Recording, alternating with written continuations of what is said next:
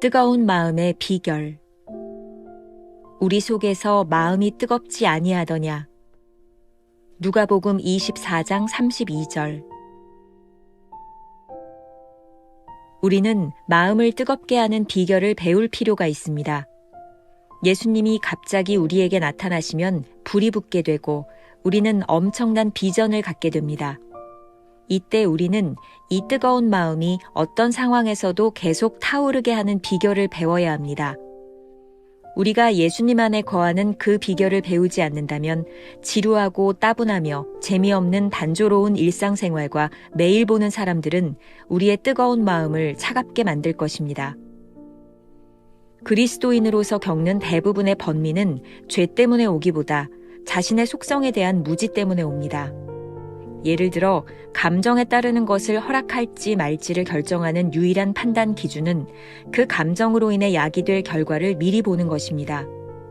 논리적으로 따져보십시오. 만일 그 결과가 하나님께서 정죄하시는 것이라면 절대로 그 감정을 허락해서는 안 됩니다. 한편 성령에 의해 감정이 뜨거워졌을 경우 그 감정을 우리의 삶 가운데 적절히 표현하지 못하면 그 뜨거운 감정은 아주 낮은 차원에서 반응하게 될 것입니다. 바로 감상적인 차원에 머물게 됩니다. 만일 그러한 감정을 적절한 수준에서 다루지 않는다면 감정이 뜨거울수록 그 추락도 매우 깊고 상처도 심합니다.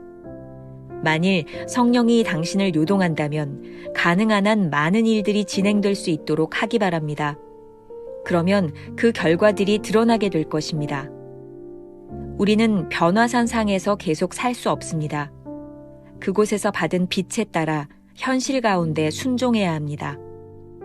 하나님이 비전을 주시면 아무리 큰 대가를 치르더라도 비전에 맞는 일들을 하기 바랍니다. 우리는 태우고 싶어도 태울 수 없네. 우리 마음속에 거하는 그 불. 성령이 숨을 쉬면 고요하지만 나의 영혼은 신비에 거하게 되네. 매 시간마다 일마다 깨달음을 주셔서 어둠의 시간이 다 맞춰지네. 주님은 나의 최고봉 새벽 묵상, 오늘은 4월 21일 뜨거운 마음의 비결이라는 제목으로 말씀을 나누어 보겠습니다. 감정에 휘둘리지 말아야. 오늘 본문은 엠마오로 가던 제자들이 예수님을 만나 마음이 뜨거워졌던 이야기입니다. 예수님을 만나고 마음이 뜨거워지지 않을 사람이 누가 있겠나요? 다만 예수님을 만나도 그분이 누구이신지 알아보지 못한다면 모를까 말입니다. 오늘 묵상에서 챔버스가 하고자 하는 말은 뜨거움을 유지하는 비결에 대한 말씀입니다. 만일 우리가 매일 예수님과 함께 하는 비결을 배우지 못한다면 일상의 단조로운 일들을 만날 때 그 뜨거운 마음이 곧 식어버릴 수 있을 것입니다. 오늘 묵상에서도 챔버스는 아주 흥미로운 점 하나를 이야기하고 있습니다. 우리 그리스도인들이 겪는 대부분의 문제가 죄 때문이라기보다는 자신들이 가지고 있는 속성의 무지 때문이라는 것이죠. 우리들이 가지고 있는 속성이란 주로 감정에 의해서 휘둘리는 것들입니다. 이 문제를 해결할 수 있는 방법이 무엇일까요? 제모스는 이렇게 말을 합니다.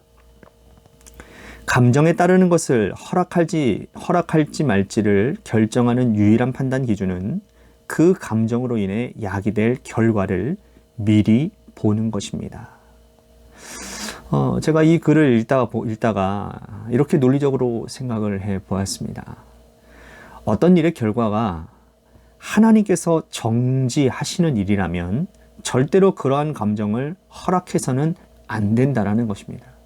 반대로 성령님께서 우리들의 마음을 뜨겁게 하실 때 그 감정을 우리들의 삶에서 적절하게 표현하지 못한다면 그 감정은 곧 식어버릴 것입니다. 뜨거움을 유지하는 비결은 성령님께서 강하게 역사하실 때 성령님께 바로 순종하는 겁니다. 만일 우리가 내려야 될 결정이 성령을 거스르는 일일 때에는 과감하게 거절할 수 있어야 합니다. 결국 이 결정의 순간에 필요한 것은 영적 민감성이라는 거죠. 영적 민감성이라는 것은 성령께서 우리 안에 역사하시도록 우리를 내어드리는 것입니다. 제머스의 표현에 의하면 이런 것입니다. 만일 성령이 당신을 요동한다면 가능한 많은 일들이 진행될 수 있도록 하기를 바랍니다. 그러면 그 결과들이 드러나게 될 것입니다. 오늘 말씀을 가장 잘 설명해 줄 수 있는 이야기가 기독교 역사 가운데 잘 알려진 감리교 창시자인 존 웨슬리 목사님의 회심 사건입니다.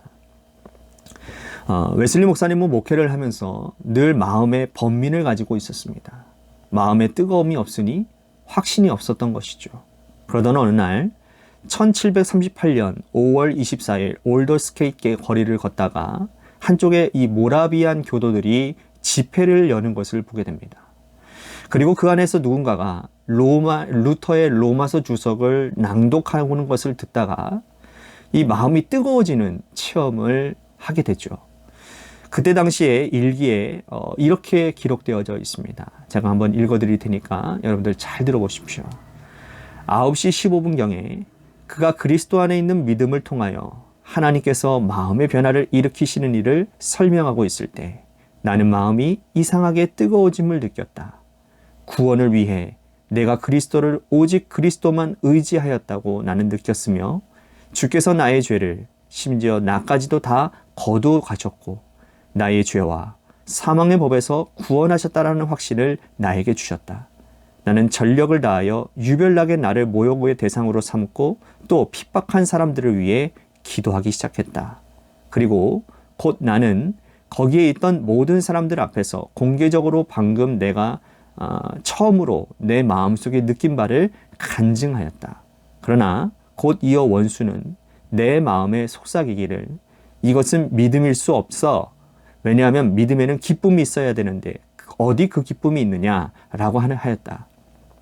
그때 나는 평강과 죄에 대한 승리, 구원의 대장 되시는 주님을 믿는 믿음의 근본적인 요소이지만 거듭남의 초기에 보통 나타나는 희락, 특히 깊이 슬퍼하는 사람들에게 주어지는 희락은 하나님이 자신에 따라 어떤 때는 주시기도 하시고 어떤 때는 보류하시기도 한다라는 것을 깨닫게 되었다. 그렇다. 나는 율법 하에서와 같이 은혜 아래서도 나의 온 힘을 다해 싸웠다. 그러나 나는 자주는 아니다 할지라도 때때로 정복당하였으나 이제는 나는 항상 정복자이다.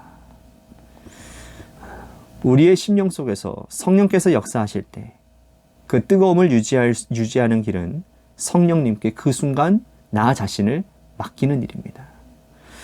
자신의 육체적인 감정에 휘둘리는 것이 아니라 성령님께서 이끄시는 방향에 나 자신을 내어드리는 것이죠. 그런데 이러한 맡김이 쉽지가 않은 것 같습니다. 웨슬리 목사님의 표현처럼 하나님의 은혜 아래에 산다는 것 역시 온 힘을 다해 죄의 감정과 싸우는 것이니까 말이죠. 성령께서 우리들 속에 없을 때 우리의 싸움은 패할 수밖에 없으나 성령님께서 우리 안에 계실 때 우리의 싸움은 승리할 수 있습니다. 회심의 체험, 하나님이 마음이 뜨거워지는 경험이 우리로 하여금 변화산에 머물게 하는 것이 아니라 그 체험을 갖고 변화산 아래로 내려오게 만드는 것입니다. 변화산에서 보았던 놀라운 광채를 세상으로 가지고 내려오는 것입니다. 그리고 그 빛을 따라 순종의 삶을 사는 것입니다. 우리는 그동안 뜨겁게 신앙생활하던 신앙인들이 죄에 굴복하고 넘어지는 모습을 종종 보게 됩니다. 뜨거움이 찾아왔으나 그 뜨거움을 유지하지 못했기 때문이죠. 뜨거움은 시간이 지나면 식는 것입니다. 뜨거움이 식지 않도록 하는 비결은 주님이 주시는 비전에 끊임없이 나를 드리는 것입니다. 우리가 기억해야 될 한 줄 노트. 신앙의 비결은 뜨거움에 찾아올 때 그 뜨거움을 놓치지 않는 것입니다. 오늘 하루 이런 질문을 가지고 지나가 보면 어떨까요? 당신에게 찾아왔던 뜨거움을 식지 않도록 유지하는 구체적인 방법에는 어떤 것이 있을까요? 기도하겠습니다. 우리는 살아가면서 늘 우리의 감정의 지배를 받을 때가 많이 있습니다. 그러나 우리가 말씀을 통하여 우리들에게 주시는 도전은 우리의 감정이 아닌 성령님의 지배 아래 있는 것입니다. 뜨거웠던 때, 그 뜨거움을 잃어버린 사람이 있다면 그 뜨거움을 찾게 하여 주옵시고, 성령님께서 우리에게 주시는 그 마음을 유지하는 것, 성령님과 함께 동행하며 승리하는 주의 백성들이 되게 하여 주옵소서. 예수님의 이름으로 기도했습니다. 아멘.